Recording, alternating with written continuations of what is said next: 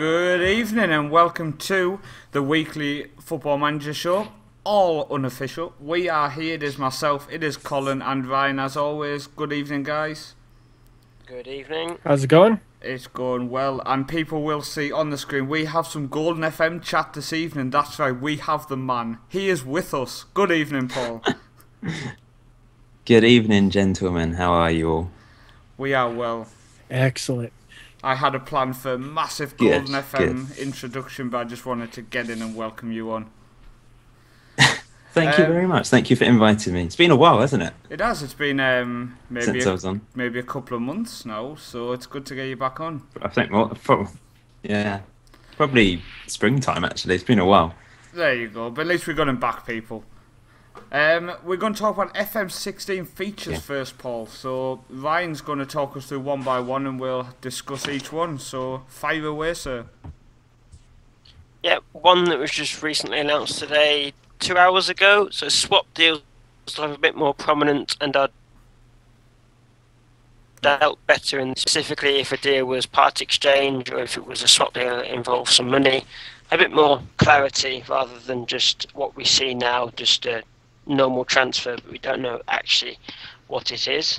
Brilliant. Good internet connection there, Ryan. Sorry? Swap deals, Colin. So obviously there's going to be a lot more swapping of players.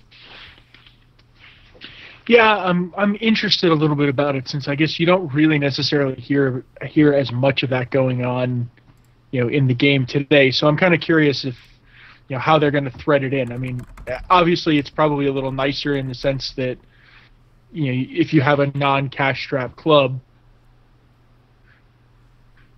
or if you have it may give you an opportunity and a different mechanism you can use to bolster your roster. So I'm intrigued to see how it works and how they're going to use it. I'm extremely intrigued, Paul, to see if in the lower leagues, for example, when you started Chumps to Champs, I'm sure you could have used some swap deals at certain points in that.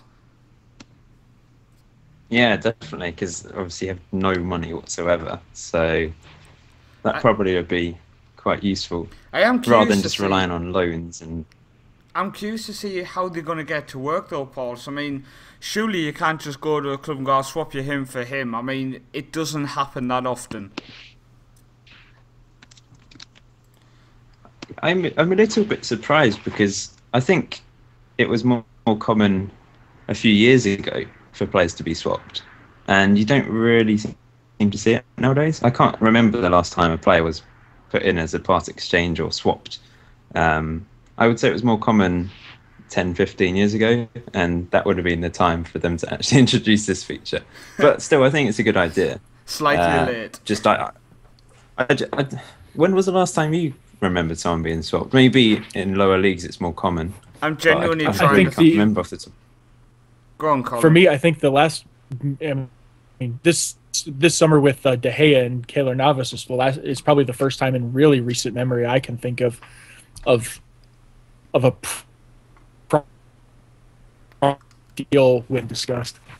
It didn't happen though. That's the thing, did it? I mean, the first one we can no, think of, but and it didn't actually happen. I don't think that was a.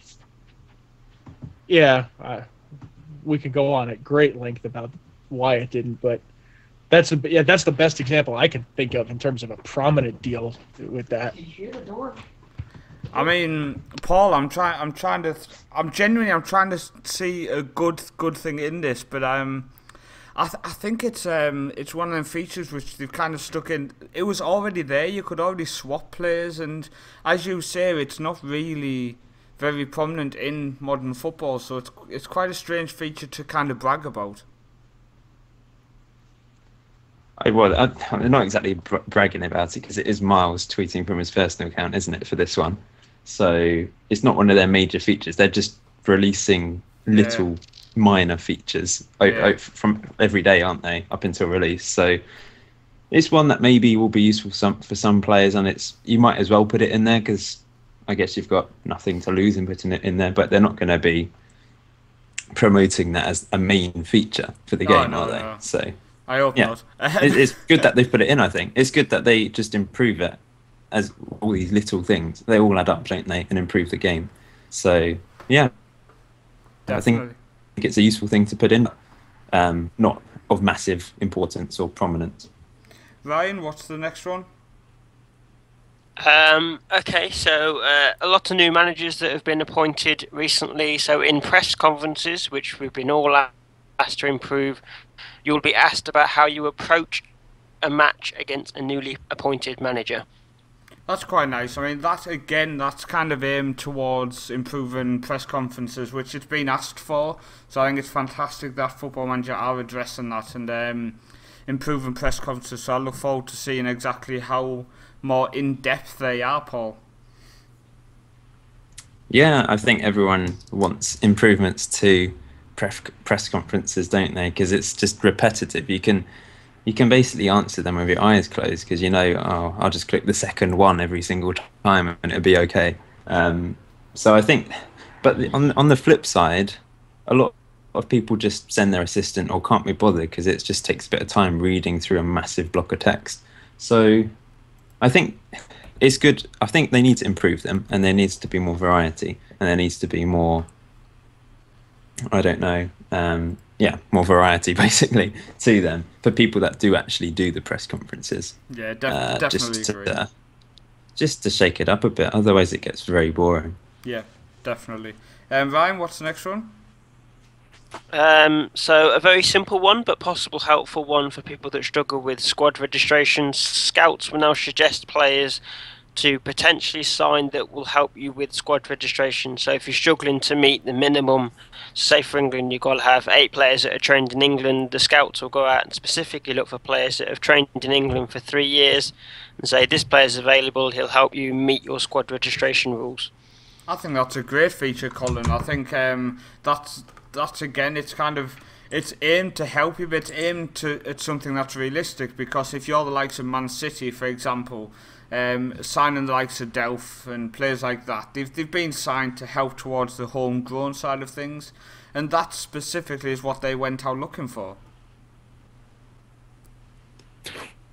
Yeah, and I can imagine as you get into some of the other, if you have different leagues around the world where you play in that have different rules and some more strict than others that you may not necessarily be familiar with, it'll be nice to have that extra added little assist to help you with, the last thing you want to do is get into a spot where you've got the wrong guys in the squad that register, and then you're all sort of bollocksed up for no good reason. So I think it's a nice feature. It's a nice assist, because it's sometimes, if you're not familiar as much with some of the different leagues and they have some very specific rules, that it'll help quite a bit.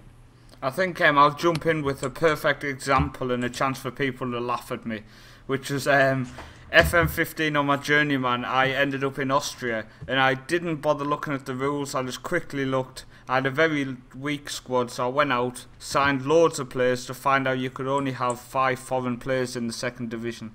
So I ended up having 9 or 10 players I signed who I couldn't even register, let alone play. So definitely a great feature and something which is going to help in them situations, Ryan. Yeah, definitely. Do you want to move on next feature, sir? Yes, another feature that Miles announced with a lovely 14-second video on Twitter. So he called it suggested subs, but when I looked at the video again, I think it's more suggested moves.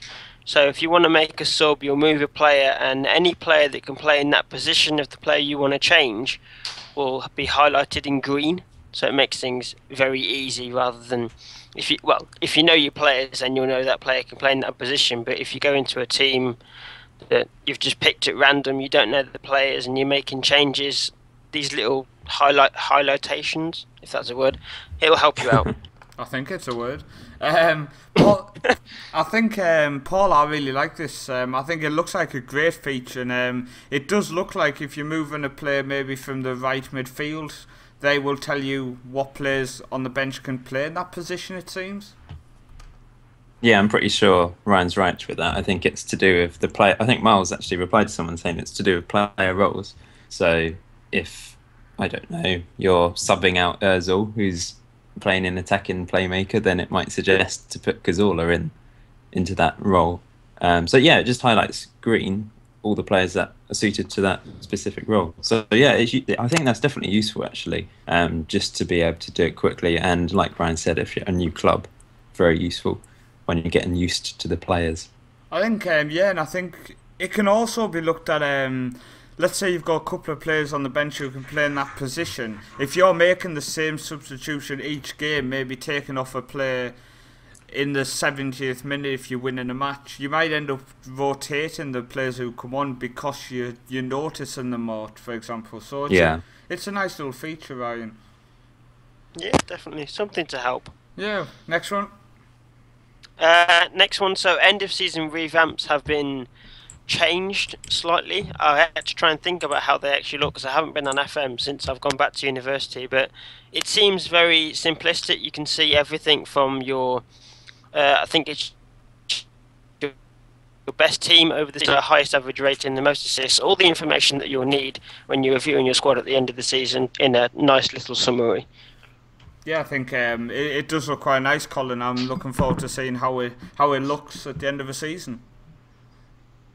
Yeah, I think it'll be nice to get a more consolidated picture as opposed to reading, 5 or 6 different messages in your inbox to kind of cover the different aspects and get a cleaner, single picture about, how things went, what things look like. So, anything that you can do to kind of make, that they can do to kind of simplify your ability to review what's going on and then, jump in and have a good off-season knowing what you need to do is always appreciated in my book.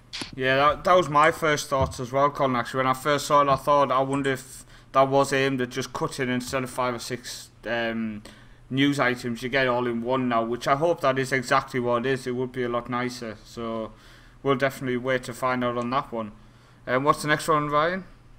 Okay, this is one that Mark slightly gave away in the video that he did when they were releasing features, or he did a video on something and he sort of gave it away. It's the revamped player instructions screen, which is more specific. So if you get the ball forward, there's like a beacon of light that goes out to say get the ball forward. If it's hold the ball up, it will show that it's going to hold the ball up in this specific area. Marked tighter. Now I think from this image you can get more marked tighter and you can change that to be less. It's all very simplistic, and for the visual people out there, it makes things a lot easier. I really like the look of the player instruction screen from that screenshot. It's something to look forward to, Paul. Yeah, I really like it as well. I think a lot of people had an issue with the last game because it's changed the sort of player roles now rather than sliders.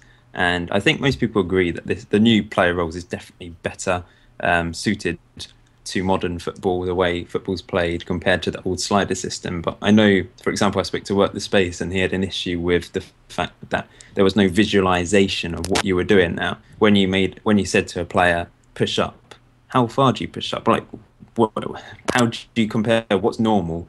What's the normal line for a defence? You can't actually see that. It's sort of imagining it in your head when there's just words. But with the new way, with the team instructions and the play instructions, they're now a visualization of that. So you can actually see, you can compare when the defence is deep or just normal or higher up. There's just that sort of visualization. I think that definitely is helpful and a good definitely addition to the game. Definitely. And makes it still so it's sort of an in-between thing. Yeah, no, I definitely agree. It's definitely a visual thing, and at the end of the day, I mean, if it's easier on the eye, it's going to be easier to play, Colin. So it's something to look forward to. Yep, I agree. I think, I think if nothing else, what we've probably noticed in most of the commentary in FM15 is sort of a loss of intuition with how some of those things work and exactly what they mean. So a little more visual, a little easier to interpret should help a lot more people sort of set things up and make adjustments better. Definitely. Is there any more, Ryan? Yeah, I've just scrolled past a few, but I'm going to give one that I actually quite like myself. So if you have a B team and you want to ensure that a player is trained towards a specific role that you want them to play, you can now train them within that role. But what I'm interested in, I wonder if you can use this for under 18s and under 21s. Can you train a player if you can pick out a wonder kid that you see, but you want to keep him in the under 18s, under 21s? Can you train him in that specific role for a few years if he's in the under 18s, and then calling up to the first team when he's ready and he's already in that role, and he can be a highlighting star. See, this I'm not too sure on, because obviously you can go into staff responsibilities and you can set yourself to handle all training and individual training. So you could do that anyway, couldn't you, Paul? Because you could go in, set him to train as that's a what I deep line thought. playmaker. I think you can do. Sorry, I think you can do that with the under-21s and under-18s already. I think I might be wrong. I assume it's just but I'm maybe pretty more sure advanced. But I think this is for B teams, because I'm not sure you do have control over the training of a B team. So, for example, Real Madrid, as manager, you don't have control over Castilla, do you? No, I don't think. I haven't. I've never actually managed Real Madrid on Football Manager, so I'm not sure. But because of this new feature, it means you can.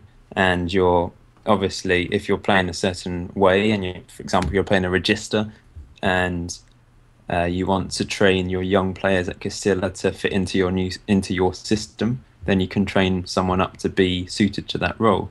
So I think that's the whole purpose of it. Whereas in England, you've got under-21 and under-18s, and you have control over the training anyway. So yeah.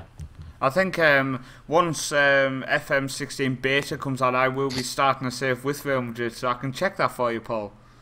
Thank you. I'd be interested to find out. That could be the first thing I check for you. Although, it might be a good idea to check on FM15 whether you have any control over the B team, just to see what the difference actually is. Good point. I will check that too. Ryan, any more, sir? Any more? So there's simple things like more clarity on injury occurrences. So if there's an injury during a game, it's more specific. You could say potential thigh injury, potential hamstring injury. So it's throwing up. So if you know injuries and how they affect the body, if there's hamstring, pull them straight off. Or if it's minor thigh, then you can possibly leave them on. They can run it off. So it's more judgment calls to make. I like that. Instead of just saying he's picked up a knock, you can now look and see exactly what's wrong. So I really like the fact they're going to bring that feature in. I really look forward to seeing that getting used, Paul. Was that in the old? I'm sure there was something like this in the old days, where it would show what injury they thought they'd picked up, and if you clicked on the player, it would show you what they thought the injury was. I might be wrong, but I seem to have a sneaky suspicion that was sort of in the game ages ago. But the fact that they've inputted it into the new game and it's there, that's definitely useful, I think. I think it was needed, because I don't know about yourself, Paul, but I used to always go off the fitness. So if they were maybe 40% fit, you would assume it was quite a bad injury. But that's not always the case, is it? No. It is hard to tell, but it's definitely useful to see that. Then again, if you get you see that they've basically had their head chopped off, then you're going to be, crying for the rest of the game, aren't you? So. Definitely. Ryan, any more simplistic ones? So there's backroom staff questions, which is already in the game, but I think it's gone to a more deeper level, as in, would you like to make any specific changes? I'm going to put the image big so I can see what the options are. Fantastic. Don't worry, it's not like we're live or anything, I'll just wait. So, that's all right. So there's the normal questions that are in there, but if you want to make any specific staff changes, like if you want to bring in your own personal assistant, you can bring them in and you can say that to the board. So it's that sort of thing. That's fantastic. Nice little addition. Anything else before we move on to the youth development side of things? Not that hasn't already been announced, so that's it for the week. And I'll keep looking over the week, and they're also on the website as well. Fantastic. FootballManchesterCentral.com. So we're going to move on to youth development now. People have asked, how do we develop youth? What do we do to develop youth? And do we have any advice? And I was trying to think of the best way to do this, and I've spoke about it a couple of times in the past, and every single time I revert back to the defender. Now the main reason behind this is it is the most simple role to explain in terms of I will always again revert back to Jay, one of our admins. His son came through on his KR save on FM14, and he was a 1-star potential ability, and he was shocking. All he could do was mark, tackle, and head. He couldn't do anything else. And Jay was, yeah. Well, Jay was stuck. He was just going to dump him off, which is obviously great parenting. And I had to look at the stats, and I said, well, look, I said you should never give up on a youth player, especially a defender who can mark, tackle, and head. If he's got the basics, same as a midfielder, can pass and he can control and dribble. You should always work on it. Work on what they're good at. So, me and Jay worked out a training plan for his son from the age of 16 to 19 to basically develop him as a limited defender. Now, I see so many people who will see he maybe has a stat of 4 for passing, for example, and they say, right, I need to get his passing stat up. No, you don't. Just completely ignore it. If you have a midfielder who can't dribble, completely ignore it. Don't spend the next 2 years trying to get the dribbling up. Focus on what they're good at. If you can't dribble, make him a defensive midfielder. If you can't tackle, make him an attacking midfielder. Only focus on what they're good at, and you will develop youth a lot better. Paul, do you have any tips from your journey with Chelmsford at the minute, for example? I'm not being very good at developing youth, to be honest, because with Chelmsford City I've had no money. The training facilities are awful. We spent $500,000 upgrading the youth facilities, and that enabled us to have below average youth facilities, spending £500,000 on it. It shows how bad they were to start with. So it's a real challenge sometimes in the lower leagues to develop youth, and you rely on free signings and loan players, and then you bring young players in, and because the training facilities are so bad, it's just impossible to improve them. And you end up trying to maybe loan a player out or tutor a player, and it's a real struggle sometimes. It really is. So, you know, it does dishearten you a bit when that's the case. I can't think of one player with Chelmsford City which I've brought through the youth and they've become like a regular player. I think at the team. It's unfortunate, but with West Ham, on my West Ham save or my other saves on Football Manager or over the years, I've generally been quite good at developing certain players. I remember on FM13, I think, was when tutoring came in, or was really prominent and really important anyway. And I think I read an article by Cleon saying how important tutoring is. It's like the most important thing for young players. I don't know if that still is the case on the game on FM15, but if you match the players up right, so you find the same personality, that can really help a player. And I don't know what you guys think about loaning, but I really get players to go out on loan and perform well. I sometimes look at them and I'm a Premier League club and I've loaned them out to a League 2 team, and they're probably playing below the level. They're probably a League 1 quality player, but they're playing at League 2 or conference level. When you go to them, 2 months time, and sometimes the club just hasn't played them, even though you've said that they should be a key player or first team player. Other times they've played them a lot, but they're on like a 6.4 average rating, and you think, what are they doing? How is it so low? And it doesn't make any sense. So I'm really not sure about loaning players out. I've not really had much success from that. I had more success keeping them in the reserve team, tutoring them, trying to intensely train them on certain attributes, and then just playing them as much as possible, and that helps them develop. That's what I do anyway. I think don't know what you guys. It's definitely a good shout, Paul. That, as you said, I've been in a similar situation where quite a lot of the time I'll loan a player out, and I can loan him maybe one division below, and he just has an absolute stinker, or as you say, he just doesn't play. What I've focused on a lot in the last 2 FMs is making sure my backroom staff at the youth level is of the highest quality. And I think a prime example of that is when I did a FC United and Manchester save, and 5 of my starting 11 in the second season had come through my youth team.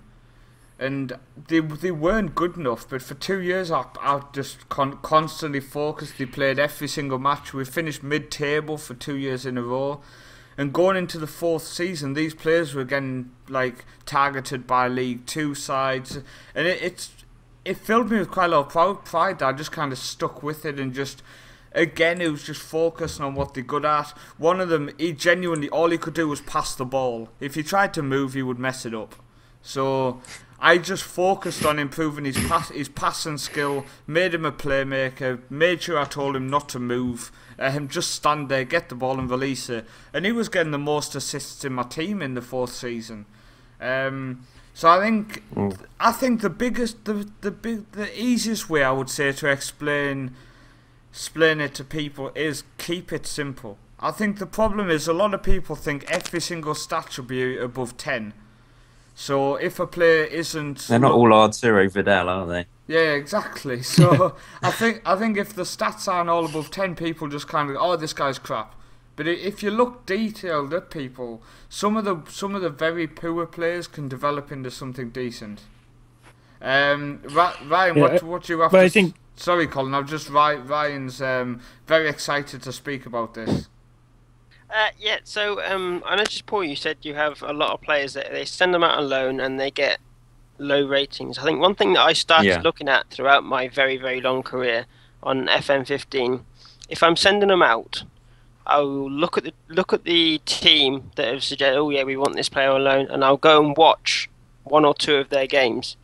If they play a different style of football to what I know my youth team have been playing, which is usually the style of football I like to be playing, so it's the simple pass, move, transition. If they start playing that direct football, that to me, as a coach of football, I would say my player isn't going to fit into that environment. They're not going to play very well because it's not what they've been trained from a young age going through my academy.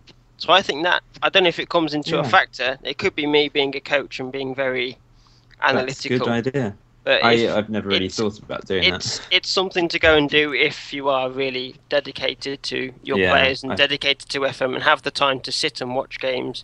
If they start playing that, well, I call it boring, direct football from defence to attack, very straight. If they play your style of football or the style of football you like, send them out on loan. Hopefully they can adapt, and then when they come back, they're more suited to your style of play. I think that's that's definitely a good idea. Yeah, it's definitely good advice, and I think one thing personally I'm going to do in FM16 is spend a lot longer on my save in terms of focusing on every single aspect. So before I loan a player out, as Ryan says, check the facilities, check how they're doing in the league, check if they even need him. If they have 4 or 5 players in that position, if the best player in their team plays in that position, he's more than likely not going to play much. So little things like that is definitely worth checking. I mean, send a player to Wimbledon, for example, who's a big, strong striker. He might end up sitting behind Akinfenwa on the bench for the season, Paul. Yeah. I was going to say, though, for us people that make YouTube videos, I guess we don't always spend as much time looking in detail because we're trying to whiz through, try and get as many videos done as possible. And I suppose, I mean, in the old days, I definitely spent more time looking at things in detail. And to be honest, I was probably better at the game then than you do on YouTube because you're trying to get like a video out every couple of days at least. Well, I think I guess you do lapse a bit into just trying to get through it as quickly as possible. Because I mean, not that I've not had. I mean, obviously I've still had success, but you know, maybe if I spent a bit more time, then I'd have even more success. Well, it's like I spoke about this to Ryan and Colin last week and the week before on with my save on FM15, the one I haven't put on the website and I haven't put on YouTube, and I've had the most successful save in terms of trophies because I've literally.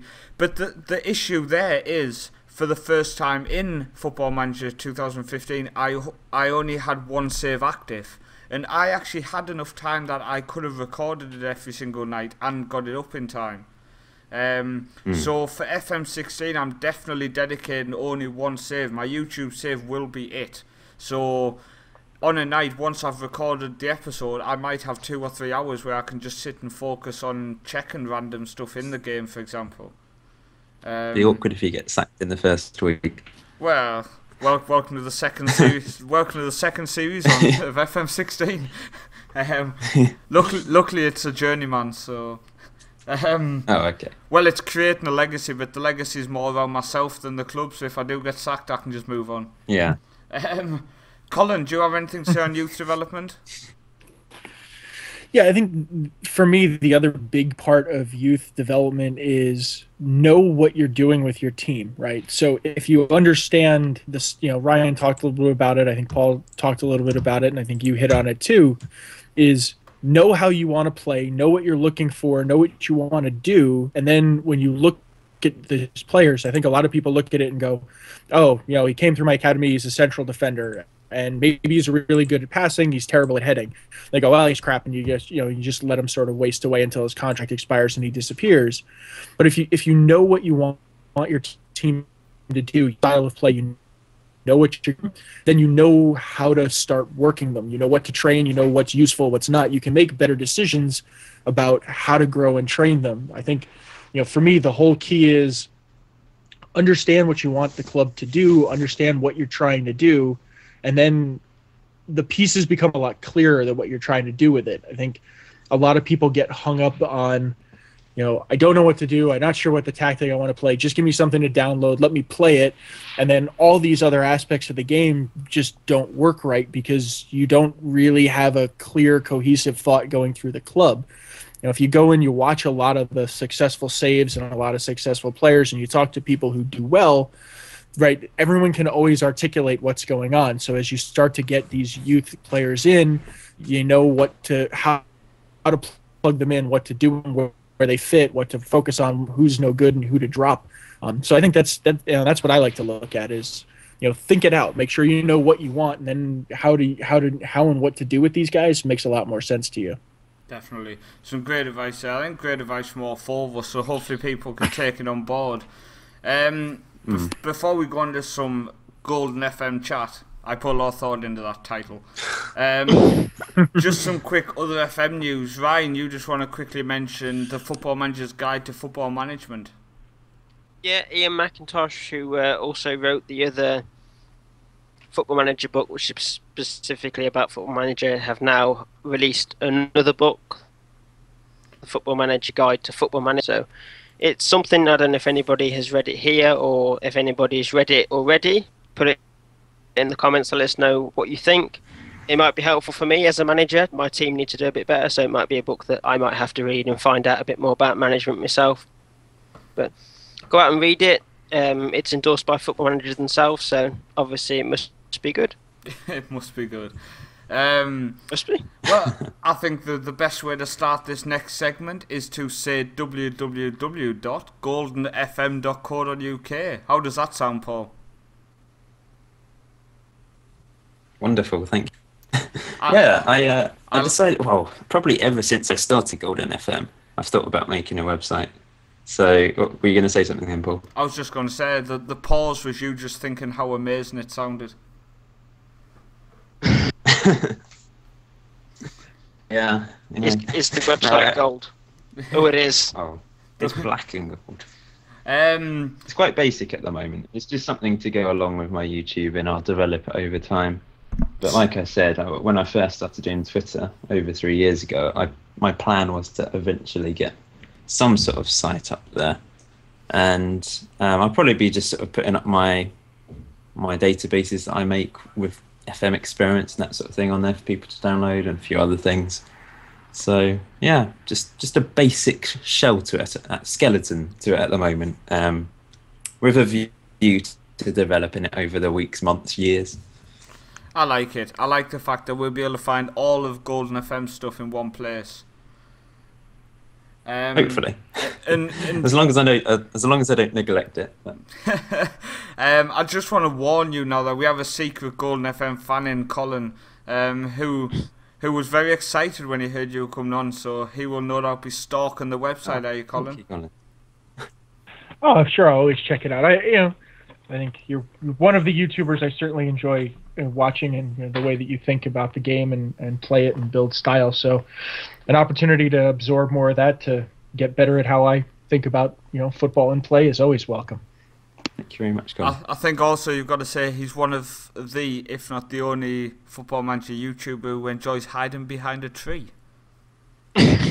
Most probably, yeah. Although doesn't everyone enjoy hiding behind a tree from time to time? Well, if you remember, Paul, I did send you a private message of me hiding behind a tree trying to replicate what you did. Yeah, I'm not sure we can share that one. No, we'll with the public. Keep that to ourselves. No one will ever know. But what's the plans for FM16 from yourself? So far I've revealed one thing. I'm going to be doing Arsenal on the beta, just a one season save of them to try and win as much as possible before the full game comes out. You may think it's a bit strange as a West Ham fan managing another London team, I guess, but on FM08 I had a very successful save with Arsenal, and I think I only did it for 4 or 5 seasons actually, but I remember 2 seasons in a row I went completely unbeaten in every single competition. So that was probably my most successful 2 seasons ever on Football Manager. It was ridiculous. Nicholas Bentner, Carlos Vila up front. One season they both got 50 goals each. It was just incredible. Had a team full of legends. Amazing team. Akinfeev in goal, Vincent Kompany at the back, and Arturo Vidal, who could play literally everywhere on that game.